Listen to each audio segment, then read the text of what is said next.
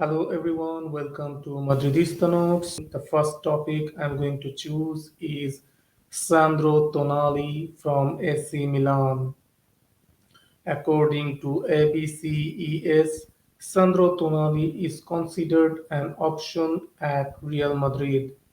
Who is Sandro Tonali? Sandro Tonali is a really talented midfielder playing for AC Milan right now, and he is one of the most valuable asset for AC Milan. So the chances of him leaving AC Milan right now are low, considering that we have players who are, I think, at a better level than Sandro Tonali right now.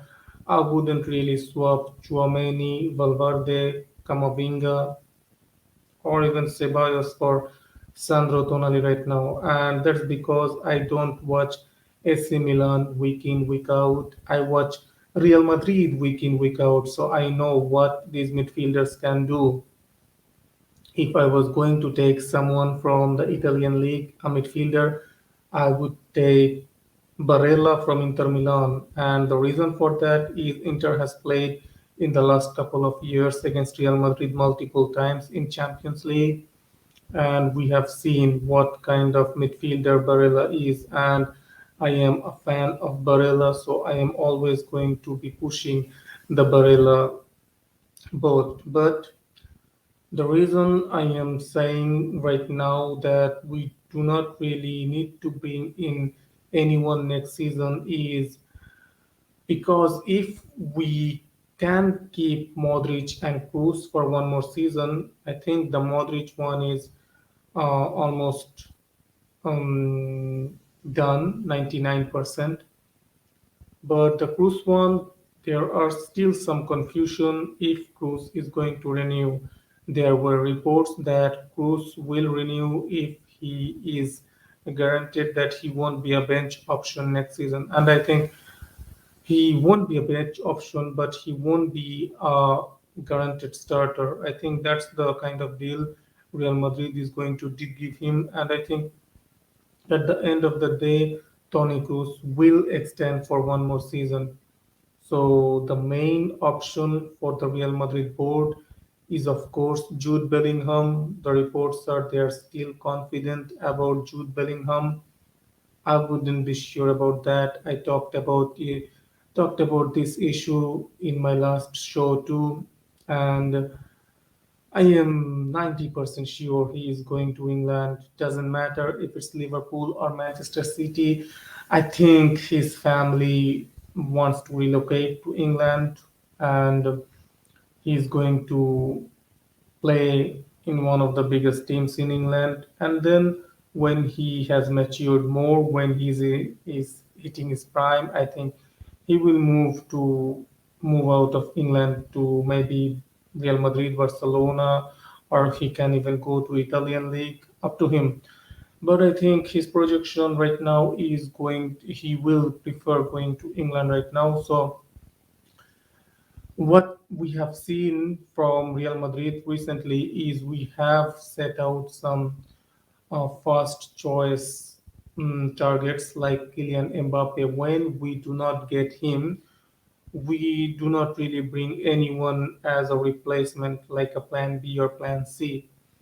So I think Jude Bellingham is all in for Real Madrid. If we cannot secure this signing, we are not going to sign any midfielder. We are going to bet on Camavinga, Valverde, Chouameni, and Ceballos. We are going to make Ceballos, we are going to convince Ceballos to sign that contract extension. We are going to convince Cruz to extend his contract for one more season as well Modric. So in that case, with those six midfielders, I don't think we need to bring in someone like Sandro Tonali that this report from ABCES is saying. I don't think we need to bring in a midfielder of that mold because then we have seven midfielders and the formation Carlo Ancelotti plays and right now, I don't think we need more than six midfielders even going to next season. I would keep the same midfield. And when Cruz, I don't think Cruz is going to stay, even if we can convince him to stay for one more season. I think after that he's going to retire. So then we go out and pick the best option that will be available in the market. So that would be my thoughts on this, that let's go with one more season with the same midfield if we cannot bring in Jude Bellingham. And that's a huge if, because Real Madrid board is going all in on Jude Bellingham. They really, really, really love this midfielder. They really like the player, and they are going all in for him. He is the main target for us this summer. But the problem is Jude Bellingham's family. They prefer moving to England right now, so they're going to go. I think it's 90% sure. I just feel like he's not coming to Real Madrid, even though the Spanish media is saying Real Madrid board is confident about him choosing Real Madrid. But for some reason, I feel like he's going to go to England, Manchester City, or Liverpool. That's just my opinion. Let's see. The next bit of news is Ceballos will be offered a new deal until 2027, according to Diario AS. And I think we need to make sure we make Ceballos extend, because he is a silky midfielder. He is a midfielder who can break those lines with his passes. He is a midfielder who can dribble. He is someone who is press resistant. He is not someone who is gonna be drop off anytime soon. He is in his prime, and the best years of Ceballos is ahead. When we bought him, he was a rising star 5 years ago. We bought him, but he was not something that Zinedine Zidane was really his profile didn't really fancy Zinedine Zidane at that time, so he didn't really get the treatment a young midfielder coming into the biggest club in the world would have liked. So we sent him on loan to Arsenal for 2 seasons. He struggled in England a little bit because it's a total different league. How football is played in Spain and how football is played in England is totally different. In Spain, football is played on the ground. In England, it's a lot of running, lot of pressing. So it's more on the physical side. In La Liga, it's more on the technical side. So for a technical midfielder like Dani Ceballos, I think right now that he's hitting his prime, it's really, really important that we extend him, and he should be one of the main options for our future midfield, because right now the main options we see are Chouameni, Camavinga, Valverde. Ceballos can easily be the fourth option for that midfield, and when when Cruz and Modric um, leaves or retires, then we go for another world class midfielder, whoever is on the market then. But for now, I think it's really, really important that we convince Ceballos to stay. And I think if we put a convincing offer on the table with the option of him being an important cog in our future midfield with an important role in our plans in the future of Real Madrid, where he won't be just a rotational player, but he will be an important player playing not like a guaranteed striker, but he will be playing week in, week out. He won't be like unused subs or coming in for the last 5-10 minutes. He will be like playing 90 minutes here, 30 minutes there. Like he should be in the mix. If we can convince him that he will be an important player for our project in the future going on, then I think he's gonna extend, and we should make that kind of offer and keep him. The next bit of news is Karim Benzema. Karim Benzema is expected to miss the next two games This is the plan. He should be back for the Club World Cup final. Hypothetical Club World Cup final if we, of course, qualify, because we cannot take any match for granted. Whoever we will be playing in the semi-final is a team who is really strong in their continent. So we shouldn't take anything for granted. The other report is Karim Benzema feels very fatigued and has been for a couple of weeks, according to Diario AS. And we can see that in Karim Benzema's football, in his physical, when we see him on the field. Of course, he's giving his all, but Karim Benzema is not as sharp physically. He is playing every 3 days, and it takes a huge toll on the player who is 34 years old. When the footballers are mid 30s, you cannot really expect them to be like a Vinicius. What we can expect from Vinicius and Rodrigo physically, we cannot really expect the same from Benzema. Of course, he is the best player in our team. He is our top goal scorer and everything. But the physicality, his body has a limit, and so we should take care of Karim Benzema. So I think the match against Mallorca and in the Club World Cup semi-final, he's going to be rested, as will be Militao, who has some knock, who came off.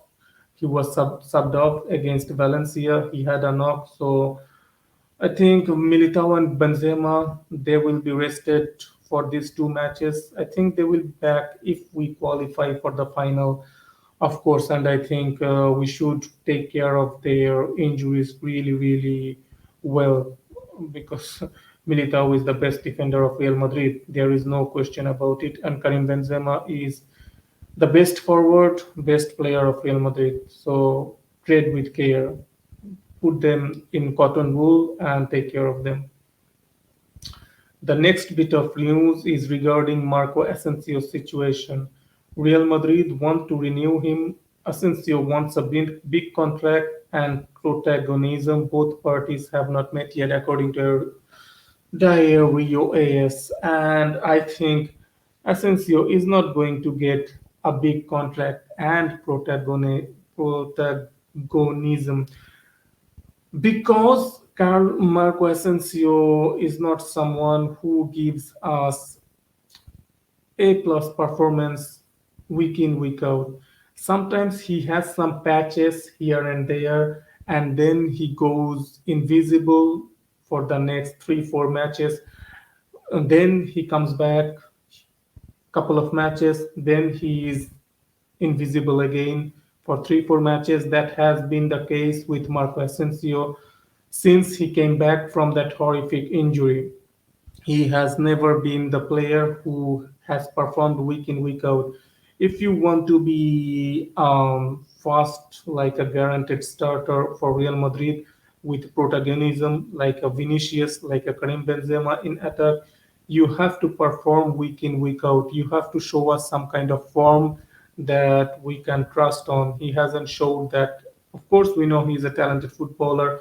In his day, he can do something impressive like he did against Valencia, but you have to show that in a continuous basis. If you cannot show that, then I think it's really impossible for Real Madrid to give him a contract that he expects, where he will be given the certainty that he will be a first 11 player.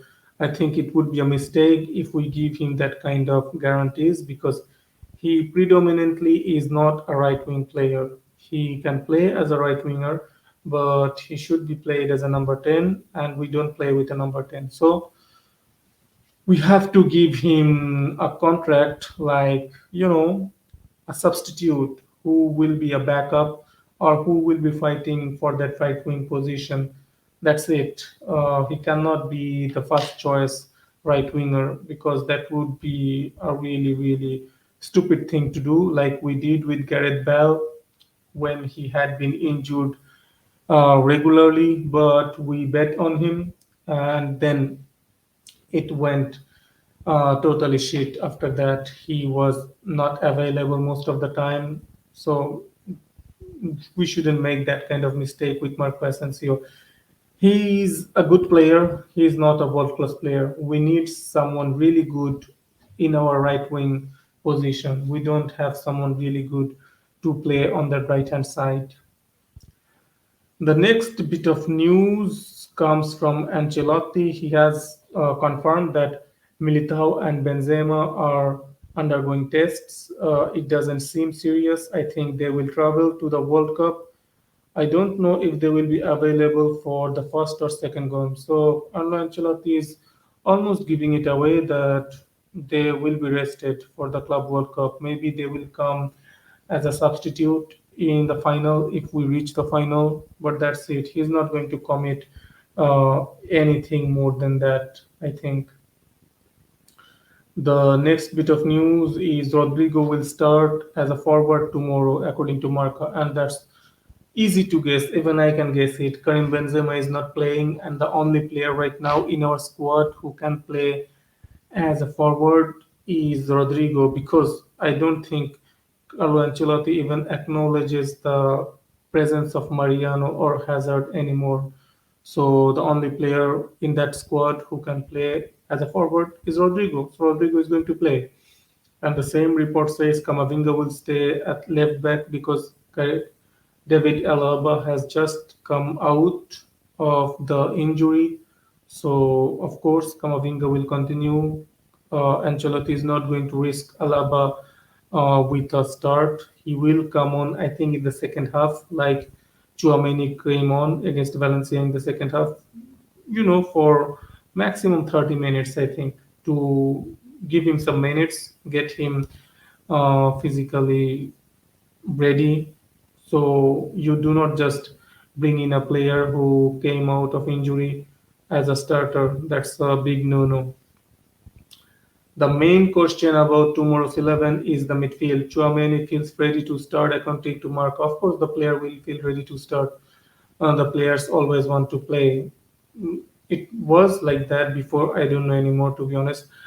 But to be honest, I don't think Carlo Ancelotti should go with Chouameni yet. Maybe he can start and play for 60 minutes. I don't think he should play the full 90 yet. Carlo Ancelotti, of course, is going to make that decision, and he is an experienced manager. He knows the body of his players. So if he starts and he finishes 90 minutes, that means he's ready for 90 minutes. But I think he should be introduced more at a regular play pace, like he played some minutes against Valencia instead of playing the full game. This one against Mallorca, he should get more minutes. So gradually we bring him in as the starter because he's the starter of this team. He's the number six. He's the defensive midfielder. We will have to rely on him for the rest of the season because he doesn't have a natural substitute in the team. The next bit of news is about Eden Hazard, and I don't know why they even write news about Eden Hazard anymore. Eden Hazard is injured and he won't be available. His injury's name is patellar tendinosis, according to Rodra or something. After the tests carried out today on Eden Hazard, he has been diagnosed with patellar tendinosis in his left knee. So if his history is anything to go by, the report says, according to Radio Marca, he will be unavailable for 2 weeks, but you can double it easily. I think he won't be available for the next 4 weeks anymore. And it doesn't even matter because Carlo Ancelotti is not going to use it anyway, so it gives him some much needed time with his family. Just stay at home, collect your wages, paychecks every week, and just chill. That's it. He is going to chill and collect his wages for the next 18 months, and that's it. If we can somehow come to an agreement with him to terminate his contract in the summer, that would be the best decision, to be honest. Otherwise, he's just going to chill in the bench and collect his wages. That's his role right now. Just like Gareth Bell for the last 2 3 seasons. The same is going to happen with Eden Hazard until he leaves Real Madrid. That's it. Let's see. The next bit of news is from Diary AS. They are speculating that Modric, Chouameni, and Ceballos in midfield tomorrow. Kamavinga at left back. That's it. I already talked about it. So, according to the outlet Relevo, there is no alternative to Bellingham, no plan B or plan C. Same method as Kylian Mbappe. They have extended that report in the club. They are optimistic that Jude Bellingham will join Real Madrid. If the strategy continues, no other big name signing is planned by Florentino, Jose Angel Sanchez, and Huni Calafat. Everything goes to Bellingham. If Bellingham arrives, it is difficult to see Cruz, Modric, and Ceballos all continuing. So, as I have talked about it, if Bellingham arrives, one of them won't be offered the extension. Maybe Cruz, maybe Ceballos, because Bellingham, Real Madrid is signing Bellingham. If he comes, it would be minimum 120, 130 million euros. And we won't be spending that much money to keep him on the bench. He is going to start alongside Chouameni, Valverde, Camavinga. So you cannot fit in everyone in that team. So in that case, if Bellingham comes, one of Modric, Kroos, or Ceballos will have to give away, and Modric is staying. I think in that case we might let Ceballos leave. To be honest, if Modric and Kroos both stays, because they are the legend. They if they want to stay, Real Madrid is going to extend them for one more season.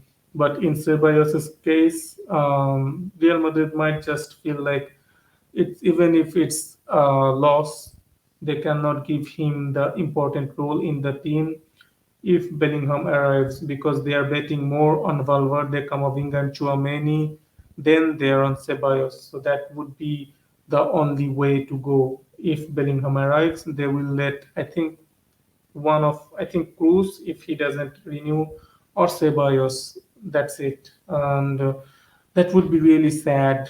And to be honest, I really don't think Jude Bellingham is coming. So I'm not going to even speculate about that too much. I just hope that this saga is over before the season ends at the very least because it's going to be really tiring like the Kylian Mbappe saga because their family is talking to Liverpool, talking to Manchester City, talking to Real Madrid. Their preference is England. They are going to, of course, use Real Madrid's name and influence to get the best offer from England. So we are going to be used just like we were used in the Kylian Mbappe saga. They got the best offer from PSG and renewed there. So Bellingham's family is going to milk it for as long as possible and then just choose whoever gives them the best option out of Liverpool or Manchester City. Let's check if there is any other reliable reports. Looks like that will be that. No other reliable reports to talk about for now. Thank you for watching. Have a good day, good night, wherever you are. See you next time. Hala Madrid.